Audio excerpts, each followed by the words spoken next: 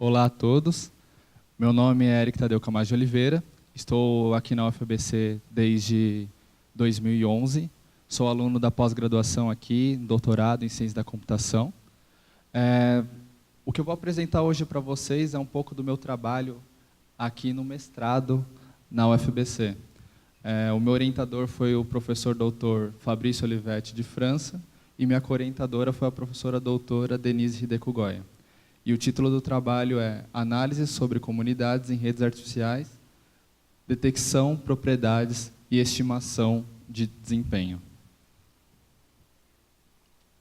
Bom, primeiramente eu teria que falar um pouco sobre teoria dos grafos e ciência das redes. A diferença entre teoria dos grafos e ciência das redes é bem sutil. Enquanto o grafo seria uma representação matemática dessa estrutura, a parte de redes ela está mais interessada no modelo real que utiliza dessa estrutura.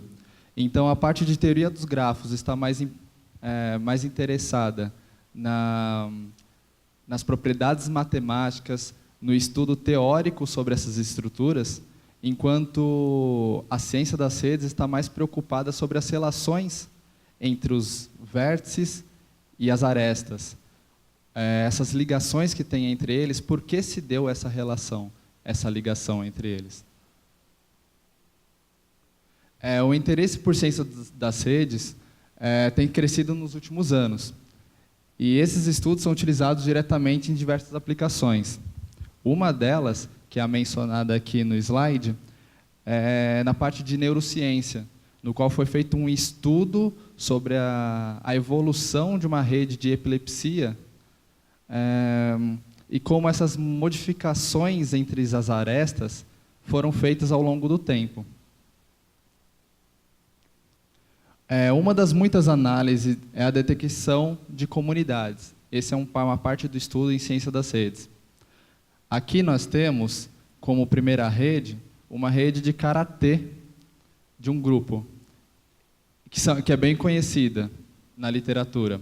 E aqui essa segunda rede é a de times de futebol, de colégios, né, de futebol americano. Mas existem muitos algoritmos de detecção de comunidades. Mas o que seriam comunidades? Existem várias abordagens, vários significados, várias descrições do que seriam comunidades. E uma dessas é uma de forma qualitativa, que diz que uma comunidade é um subgrupo dessa rede, na qual as relações, as interações daqueles vértices dentro daquele grupo são mais densas do que aqueles têm para fora desse grupo, ou seja, para outros vértices fora daquele. Porém, essas definições, elas não possuem uma formalização. Então, quando muitas vezes aplicamos um algoritmo de detecção de comunidades nessas redes, às vezes elas acabam por encontrando um número diferente de comunidades, como também elas podem estar... Outros algoritmos podem dar outros resultados, como os vistos aqui. Mas, independente do algoritmo que você utilizar para detectar essas comunidades, você verá que são razoáveis essas divisões. E que mesmo que em um algoritmo de comunidades ele colocou para uma delas, para uma da comunidade, e para outro colocou em outra, elas são razoáveis. É porque cada uma utiliza uma métrica diferente e uma definição do que seria uma comunidade para aquilo. Agora, a utilização de algoritmos de detecção de comunidades, bem como de outros algoritmos, seja feito por pessoas experientes ou pessoas leigas naquele assunto.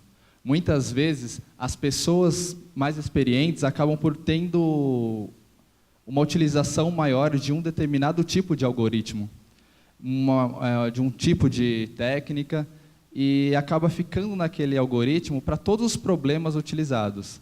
Muitas vezes acabam mudando alguns parâmetros, mas geralmente acabam utilizando o mesmo, justamente porque já estão mais acostumados a usar ele, já estão acostumados a implementá-lo. Então, muitas vezes acabam não utilizando outros tipos de algoritmos que poderiam trazer para ele um melhor desempenho para aquele determinado problema.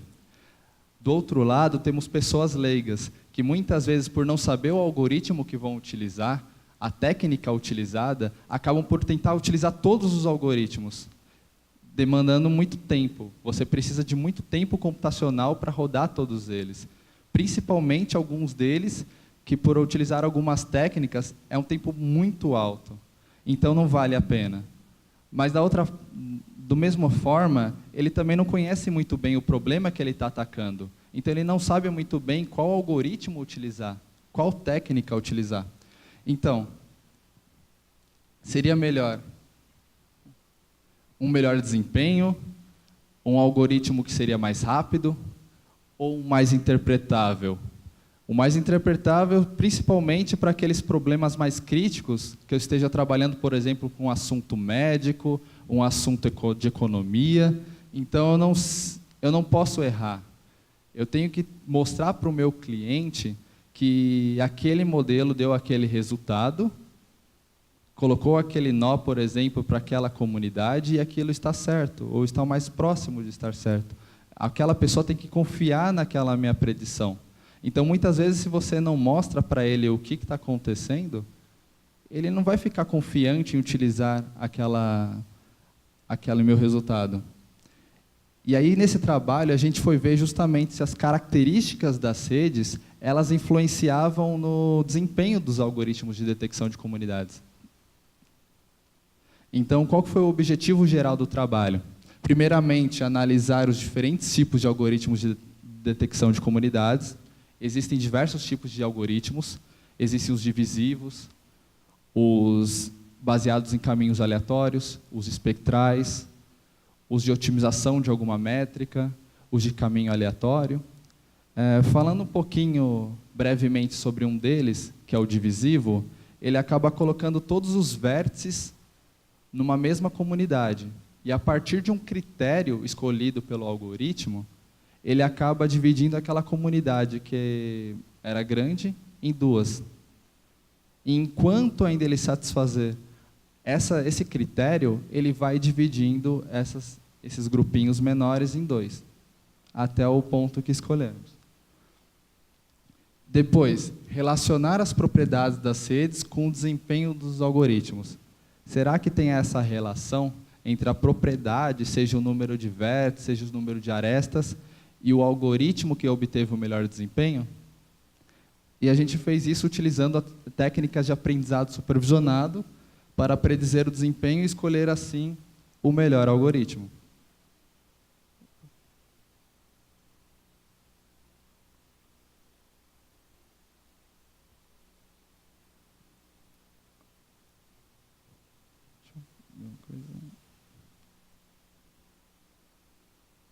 Os melhores algoritmos de detecção de comunidades, eles se complementaram em relação às redes que obtêm as melhores desempenho. Isso foi uma das hipóteses que levantamos e que buscamos no trabalho tentar verificar.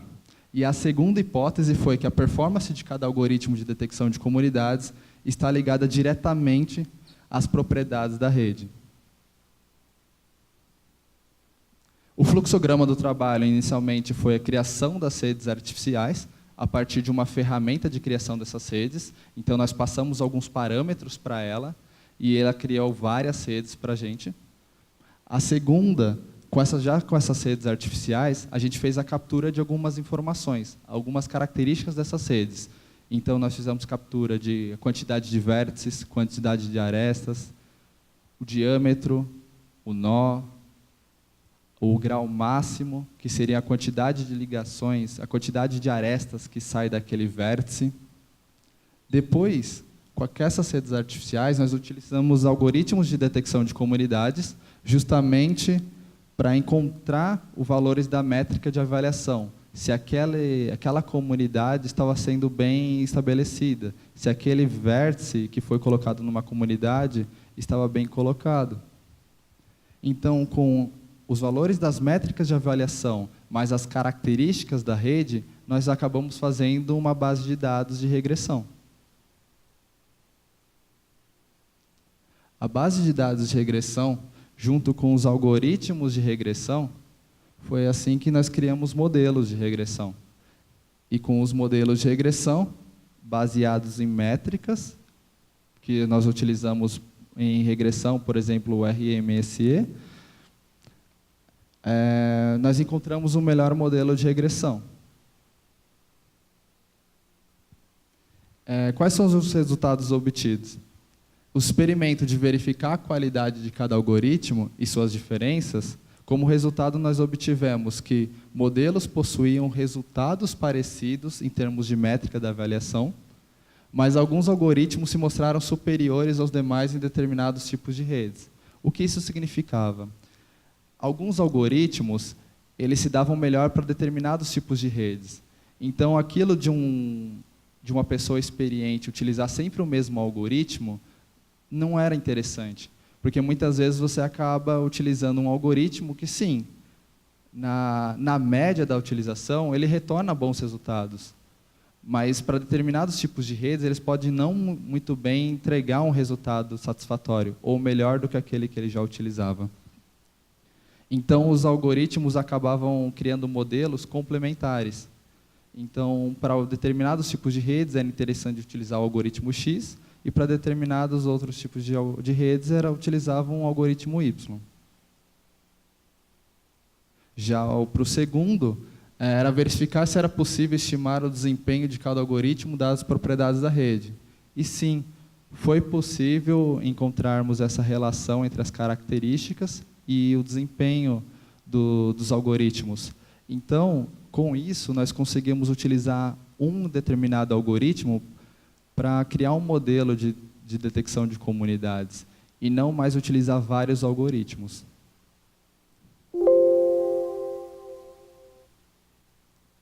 Como conclusão, a gente encontrou na primeira parte que o desempenho parecido em termos de métrica de avaliação.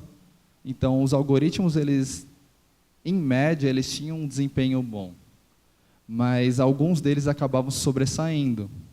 Então, essa hipótese acabou sendo verificada. Já para a segunda parte do experimento, o predomínio do desempenho superior dos modelos sobre as bases de referência. Então, os nossos modelos criados acabaram sendo melhor do que a base de referência, no qual utilizamos a média dos valores da métrica de avaliação. Só que essa hipótese foi confirmada com ressalvas. Por quê? Porque muitas redes, elas possuíam não tão bem o conceito de comunidades meio em sua estrutura. Então, muitas vezes, não sabíamos muito bem o que era ou não uma comunidade. Então, pela estrutura daquela rede, acabamos criando modelos um pouco piores. Mas, mesmo assim, ainda foram melhores se comparados com a base de referência.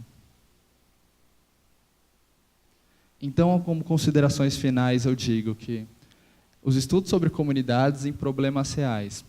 O que seria isso? Nós fizemos o trabalho em cima de redes artificiais, mas muitas redes artificiais nós podemos trazer um pouco para o conceito de redes reais. Então, aquele grupo do karatê, o daquele do futebol. Então, nós conseguimos reproduzir essas redes reais nessa criação de redes artificiais. E isso é interessante justamente para resolver problemas reais. Mas, claro, temos que tomar cuidado principalmente nesses problemas mais críticos, principalmente relacionado a dinheiro, economia, se uma empresa vai ganhar ou vai perder dinheiro, ou até sobre quando você está trabalhando sobre a saúde de uma pessoa, para falar sobre uma doença. A análise das propriedades das redes na escolha dos algoritmos foi, sim, importante. E é interessante você saber isso não só para a detecção de comunidades, mas qualquer outro problema. Então, entender o problema e os resultados obtidos são importantes na escolha do melhor algoritmo.